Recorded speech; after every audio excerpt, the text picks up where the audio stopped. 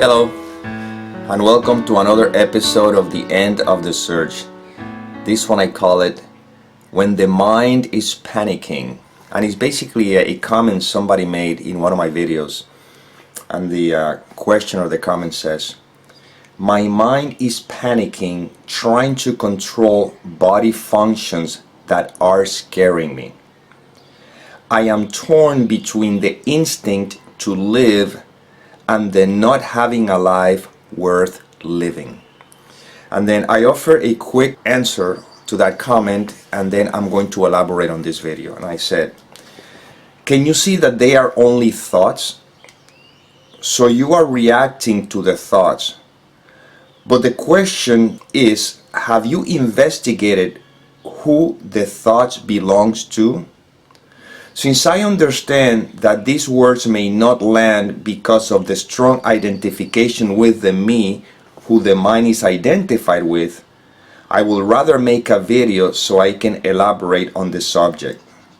But for now, notice that if you just be and see the thoughts for what they are, passing clouds, there is a never-changing space which is the background in which thoughts appear and disappear. That is where these videos are pointing.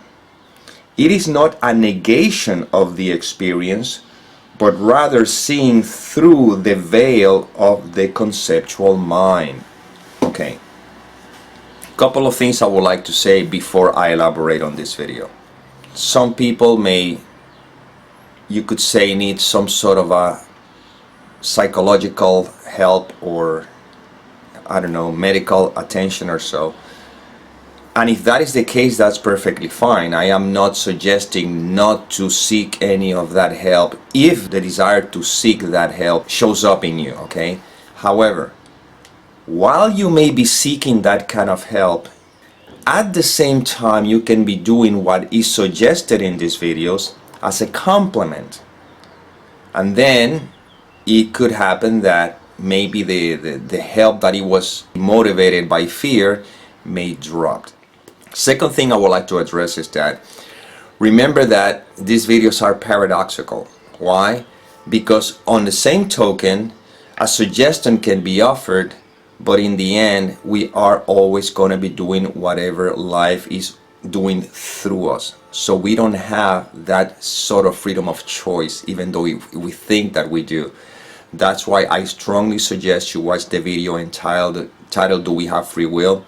Because that way the video goes in detail on this, and then you can see how life seems to be happening. Now, within the context that we're speaking here, if we really do an investigation, these are just thoughts, feelings, sensations that appear, and because we're believing the content of the mind, we're reacting to that content. You see, the mind is the one that tells us, or supposedly, or the thought says that, you know, I'm panicking and all that kind of stuff. But the panic and everything happens to be with the belief that I'm a separate entity. You see, if I believe I'm a separate entity, everything revolves around this me, and all thoughts revolves around this me. You see, so the panicking and all that kind of stuff is basically impulses, thoughts impulses that the mind uses to somehow protect this sense of identity. What we're doing here is begin to question, who is this I that I am identified with? When that is seen, what remains is the background, which is what you are always, no matter what may be happening or seem to be happening on the surface. Every time I ask you not identify with the content of the mind, and I ask you what is left, I'm not asking you a question so you can give me an answer. I am pointing to what is, and what is the ever-present non-conceptual beingness that we are. This is what these videos are pointing to, you see? As a consequence of that, you experience what is referred to as the peace that surpasses all understanding. Because there's nothing to defend. There's just simply the fact that I am. Can you see how all you're reacting is to the evaluations that the mind is making of your particular experience? You see?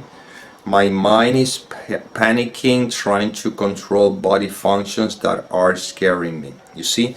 The mind is panicking. Body functions is just what happens, movement, but the mind is interpreting it. The mind is translating it, and then you're reacting not to the body functions, you're reacting to the mind's interpretation. You see? And you're reacting to the mind's interpretation because you still believe that you are that individual who seems to have a mind. You think that the thoughts are yours. You think that you are the one who, you are the thoughts. But in reality, you're not the thoughts. You're not even the one that is thinking the thoughts. You simply are. You see? That's the I am. And whatever experience that you may be having is an invitation to rest in that. If you do not be conscious of that, what happens is that you may even try to use this particular topic, for example, to somehow keep feeding the belief in the person. You see? Without realizing, now you're trying to use this information to try to somehow feed the person, but making the person, I don't know, more spiritual or more whatever you want to call it. But in the end, there's no person. This is where this is pointing to. This is not something you'll be able to grasp with the mind, because the mind is the reason why the seeming person appears. Without mind, without the conceptual mind, all that there is what is. That's what I always say. If you don't believe the concept of the mind, if you don't believe your thoughts right now, who are you? You always have to go to the mind in order to find to come up with an answer, which would be, I am this individual, this is who I am, you know. But in reality, if you really look into it, you realize that it's a thought that says I am an individual. It's a thought that says these are my feelings, my sensations, these are my thoughts, I am thinking that. All of that are thoughts. But without that, what remains? What remains cannot be conceptualized, but it cannot be negated. You don't know who you are and you don't know what you are. But you cannot negate one fact, and is that you simply are. You see? Can you say that you are not? See, you are. You can call it existence, you can call it what you want, but I'd rather not to call it anything, just resting what is, you see. And the more that keeps remembered, the more you remember that, or the more that is remembered, by whom? By nobody, but again, limitation of language. Then you rest in the peace that passes all understanding, and then you see the body functioning, doing whatever it does. You see life unfolding as it will, but the mind is not an intruder. You see, the mind is simply just your servant. When the idea comes to do something, you see how the mind executes and everything so that something can be done. But there's no attachment to anything. You simply are. You're resting in that beingness. And then observe how life unfolds. Either you might, in your case, you may find yourself seeking some kind of particular help, if that's necessary. But now you don't see it as a you out of fear seeking help. You see it as a natural expression of life through you. Hey, life through me is leading me to seek help. That's fine. Well, let's see where this leads to. Let's see what it happens. And then you look at life from more like a curiosity. Let's see what life is going to do with me now. Hey, look at the body moving in this particular way.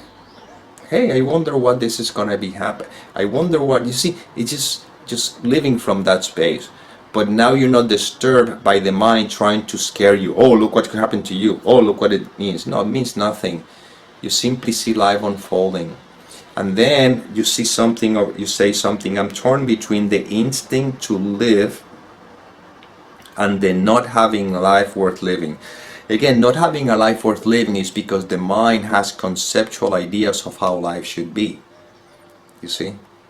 But when you now see that the purpose of this life, if you want to use that word, is to know who you are, now you do have life worth living.